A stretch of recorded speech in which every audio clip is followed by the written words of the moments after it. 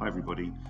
I want to do a quick video on the MTU settings for my network router, maximum transmission unit size. I made a video a while ago for optimizing the speed of my ASUS router on my BT broadband service, and by playing around with the MTU size I managed to optimize the broadband speed. A few people have asked me how I did that, so I thought I'd make a quick video of the few steps that you need to do. It's quite simple. Is a little bit of trial and error, but it's definitely worth doing for the increase in speeds that you'll see. I did it using the Windows command prompt, but you could use this on a Linux terminal. It's very similar. Anyway, so look, I'll do this on a Windows terminal as an example. So here we are, open up the Windows command prompt. Let me just make the font slightly bigger so you can see that a bit easier. Increase that to 20. Okay, yep, that's better. So the command line that you're going to want to use is this. It's a ping command. So just taking you through the command. So it's ping -L for an option, which is payload size. Probably best to start with around 1500 bytes, the payload size, and then set the fragment flag to do not fragment, and then use an external server to ping to. 8.8.4.4 is a Google server, so I'm going to ping that. So just hit enter. So as you watch the results come up, it said packets need to be fragmented.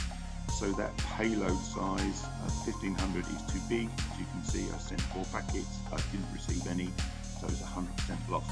So all you would need to do is go back and then go to somewhere lower. So I'll just try 1200, so go 200 or 300 lower, press enter. Here you can see I'm getting a response from the server. I got all 4 packets that I sent were returned, so no loss. So I now know that my optimal MTU is somewhere between 1200 and 1500. You should also take into account when you set your payload size that the payload header is 28 bytes. So the final setting you would need to add 28 to get your optimum number. So here we are, 1200. So I'll try now getting slightly smaller. I'll make it 1250 and press enter. Again, I'm getting a packet return, no packets lost. So I know that that is a viable MTU size. I'll make it slightly bigger.